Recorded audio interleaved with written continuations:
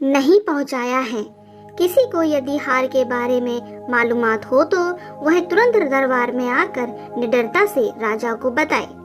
यह ऐलान भी बहू ने सुना। फिर जब शाम को उसके पति, ससुर और बहू देवर सब घर में आए तो बहू ने जिक्र किया, क्या वास्तव में रानी का हार छीन लेकर उड़ गई है या राजा की कोई चाल है? बहू की बात सुनकर मंदन ने कहा, नहीं नहीं बहू, राजा इतना झूठा नहीं है, हम उसे जानते हैं, वह झूठ नहीं बोल रहा है। हार वास्तव में छीन ले उड़ी है। और फिर राजा को उसके ज्योतिषियों ने बताया कि हार किसी की छत पर है। नहीं पिताजी, ज्योतिषी झूठ बोलते हैं। हार राजा के महल के पीछे कूड़े के ढेर में दबा हुआ मिलेगा। बहू ने बड़ी चालाकी से कहा, तुम्हें कैसे मालूम बेटी कि हार कूड़े में मिलेगा? मंदन ने उत्सुकतावश पूछा। फिर बहू बोली, पिताजी, कुछ बातें ऐसी होती हैं जिन पर बहस करने से कोई फायदा नहीं होता।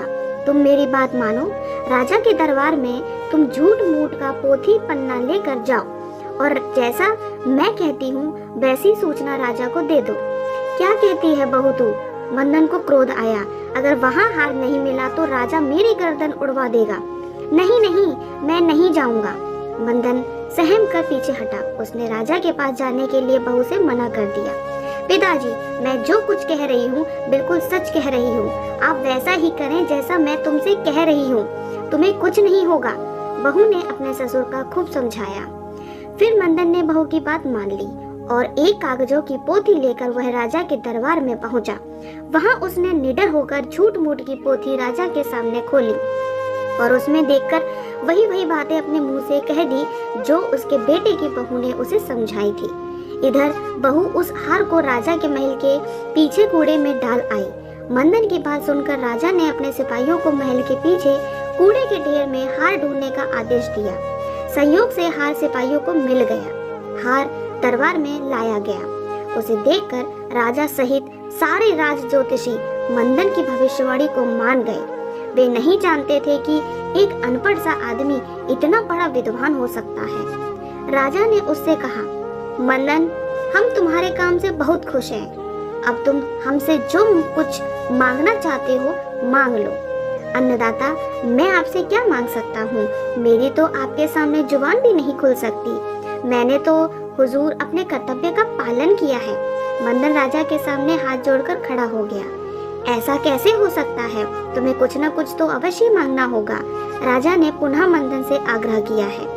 राजा की बात सुनकर मंदन बोला, सरकार, मेरे बेटे तो बहुत मूर्ख हैं। हाँ, मेरी पुत्र वधू बहुत योग्य है। मैं उससे परामर्श करके आऊंगा, तब आपको बताऊंगा। ठीक है, जाओ, तुम इसी समय बहू से पूछ कर आओ। राजा ने उसे घर पर भेज दिया। वह घर आकर बेटे की बहू से परामर्श करने लगा। ससुर की बात सुनकर बहू बोली, यह कौन सी बड़ी बात है पिताजी? तुम राजा से वचन मांगो कि वह धनतेरस से लेकर दिवाली तक नगर में किसी के भी घर में दिया न जलने दे, यहाँ तक कि महल के अंदर भी अंधेरा रहना चाहिए। बहू की बात मंदन की समझ में बिल्कुल नहीं आई। वह सोचने लगा कि कहीं बहू का दिमाग तो खराब नहीं हो गया है। दिवाली पर सबके घर में अंधेरा कराकर इसे क्या मिलेगा? वह कहने लगा, बेटी, मेरी समझ में तेरी उल्टी सीधी बातें नहीं आ रही हैं। मैं ऐसी बात राजा से कैसे कह सकता हूँ? वह तो गुस्से में भरकर मुझे पागल खाने में डलवा देगा। तुम घर पर बैठकर ही राजा के निर्णय की बात स्वयं क्यों सोच रहे हो? वह तुम्हें कुछ नहीं कहेगा पिताजी। जाओ, जैसा मैंने कहा तुम वैसा ही कहना। फिर मंदन अपना सा मुंह लेकर दरबार में पहुंचा। वहां राजा ने उससे पूछा, कहो मंदन, क्या सलाह मशवरा करके आए हो? सरकार, मैं जो कुछ सलाह मशवरा करके आया वह सब अभी आपके सामने बता दूंगा, लेकिन पहले आप मुझे वचन दें कि आप मेरी बात पूरी करेंगे। राजा ने हंसते हुए वचन दिया। फिर मंदन ने कहा, महाराज, धनतेरस से दिवाली तक सारे नगर में अंधेरा रखा जाए। कोई भूलकर भी अपने घर में दिया न जलाए। आपके महल में भी अंधेरा ही रहना चाहिए। बस मेरे घर में ही घी का दीपक जलेगा। मंदन की बात सुनकर दरबार में उपस्थित सभी व्यक्ति सोच में पड़ गए। फिर राजा ने कहा, मुझे ऐसा लगता है कि तुम्हारा दिमाग खराब हो गया है। मंदन, सारे नगर में अंधेरा कराने से तुम्हें क्या मिलेगा? तुम ये मूर्खता भरी बातें छोड़ो और कोई अच्छी सी वस्तु मांग लो। मैं तुम्हें सब कुछ दे सकता हूँ, तुम कुछ भी मांग सकते हो। मगर मंदन, अपनी बात पर अड़ा रहा। उसने पुनः जोर देकर राजा से कहा, मैंने जो कुछ कहना था कह दिया, मैं इसके सिवाय आपसे कुछ और नहीं मांगूंगा महाराज। और राजा को मंदन की बात माननी पड़ी। उसने उसे वचन तो दे दिया था, उसे अपने वचन की लाज रखनी थी। फिर राजा ने उसी दिन नगर में ऐलान करा दिया कि आने वाली दिवाली पर धनतेरस से लेकर दिवाली तक कोई अपने घर में दिया नहीं जलाएगा। यदि किसी ने आज्ञा का पालन नहीं किया तो उसे मृत्युदंड दिया जाएगा। राजा के इस आदेश से सारे नगर में हड़कंप मच गया। लोग राजा और मंदन को कोसने लगे, पता नहीं इन दोनों को क्या हो गया है। और राजा ने एक नौकर की बात मान ली। आज तक तो इस नगर में ऐसा नहीं हुआ था। यह तो सरासर राजा की जाति है। कोई कुछ कह रहा था तो कोई कुछ, लेकिन उनकी बात वहाँ सुनने वाला कौन था। समय बीतता चला और धनतेरस का दिन भी आ गया। लोगों ने डर के मारे अपने अपने घरों में दीपक नहीं जलाए। पूरा नगर अंधेरे में डूबा हुआ था। केवल मंदन के घर में ही घी का दीपक प्रकाशमान था। दिवाली का दिन था। लक्ष्मी अपने वाहन पर घूमने निकली। नगर में चारों ओर अंधकार फैला हुआ था। उनके साथ रिद्धि सिद्धि भी आए हुए थे। उन्होंने उनसे पूछा, आज दिवाली के त्योहार की धनतेरस है, लेकिन इस नगर में किसी ने दीपक नहीं जलाकर रखा है, आखिर क्या बात है? रिद्धि सिद्धि ने उन्हें सारी बात बताई। सुनकर लक्ष्मी जी बहुत निराश हुई। वे अंधेरे में नहीं रुकती थी। उनके पास हर समय ज्योति चलती रहती है। वे उजाले की खोज में इधर उधर भ्रमण करने लगी।